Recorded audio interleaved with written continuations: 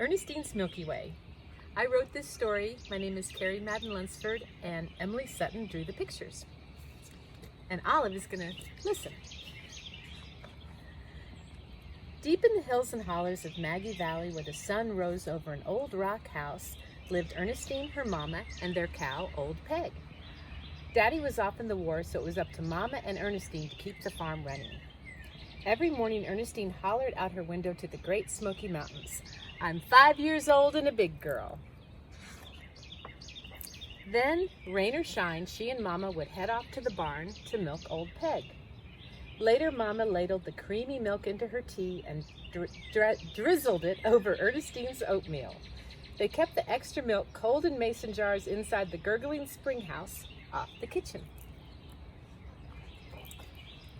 At bedtime, when Mama heated milk on the old wood stove, she'd say to Ernestine, "I'm the Big Dipper and you're the Little Dipper, and way over in Germany, Daddy sees the same stars we do up there in the Milky Way." Then Mama would pat her big belly, and maybe by the time Daddy comes home, the twins will already be crawling. When even a drop of milk spilled, Mama said, "Why look, it's our own Milky Way." Then they'd cuddle under quilts telling stories of stars, constellations, and wandering planets. One day, Mama said, "Ernestine, I need you to do a job for me. Mrs. Mattie Ramsey, who rents the shanty house down yonder, needs milk for her children's breakfast. Their daddy's gone off to war too. You want me to carry Old Peg's milk all the way to the Ramseys? I'd do it myself, darling, but Dr. Fairchild says I gotta stick close to home with these babies coming." Ernestine jumped on top of the milk pail and stuck her chest out. "I can do it, Mama." "It won't be easy," Mama warned.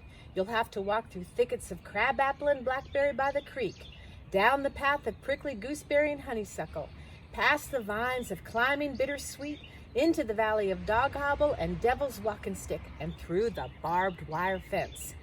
"I can do it, Mama," Ernestine repeated. She climbed down off the milk pail and whispered, "I'm 5 years old and a big girl." But did Ernestine tremble a little when she spoke the words? Next morning, Mama bundled Ernestine up in her blue coat and woolen scarf. She handed her 2 mason jars of milk with the lid screwed on tight. "See Venus shining up there," she said. "That's the morning star. It'll light your path as the sun comes up." And so Ernestine set off in the silent dawn beneath a lavender sky. She carried the jars in an old feed sack close to her heart while the mountains slept like giant elephants under a scattering of stars. Just as Ernestine entered the thicket of crabapple and blackberry, she heard a snuffling along the path. Could it be a lone wolf rustling up a breakfast of berries? But it was only a family of sleepy skunks trundling single file along the creek's edge, on their way home for an early morning nap. "I'm 5 years old and a big girl," said Ernestine, tightrope walking across a gnarled log. When Ernestine reached the path of prickly gooseberry and honeysuckle, she heard a fearsome grunta, grunta, grunta in the brush. Could it be a passel of sleek panthers with glistening fangs? But it was only a cluster of whistle pigs rooting up a snack of dandelions. "I'm 5 years old and a big girl," called Ernestine, stomping down a trail of crunchy acorns and witch hazel. As the sky turned pink above the vines of climbing bittersweet, the mockingbirds chirped.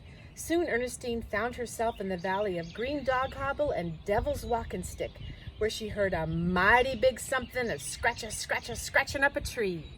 Could it be a great black bear with claws sharp as swords? But it was only a ring of baby raccoons practicing tree climbing with their mamas. "I'm 5 years old and a big girl," yelled Ernestine, ducking as she carefully climbed through the barbed wire fence. What a relief to feel the buttery sunshine on her face. But then one of the milk jars slipped from the old feed sack and rolled down the path. She watched it bounce, spin, and twirl as she chased after it, still holding the other jar close to her heart. Over and over it went, pell-mell, down, down, down into the holler.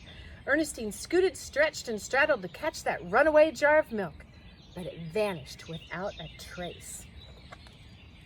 Mrs. Mattie Ramsey sat on the step rocking babies as Ernestine made her way up to her shanty, blinking back tears.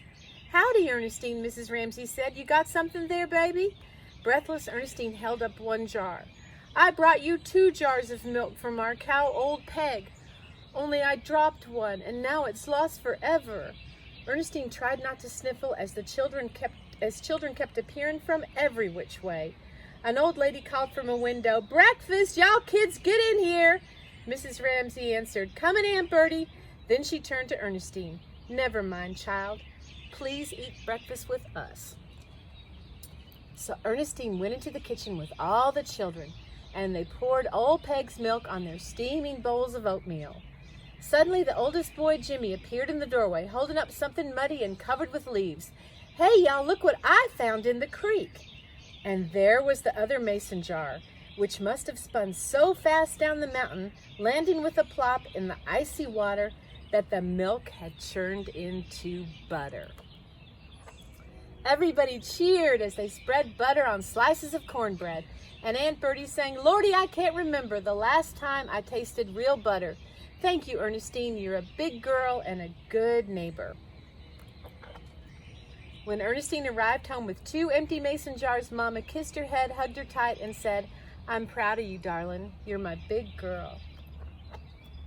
And every day after that, Ernestine toted 2 mason jars of Old Peg's milk to the Ramsey family, through the thickets of crabapple and blackberry, down the path of prickly gooseberry and honeysuckle, past the vines of climbing bittersweet, into the valley of dog hobble and devil's walking stick, and through the barbed wire fence. Because she was 5 years old and a big girl.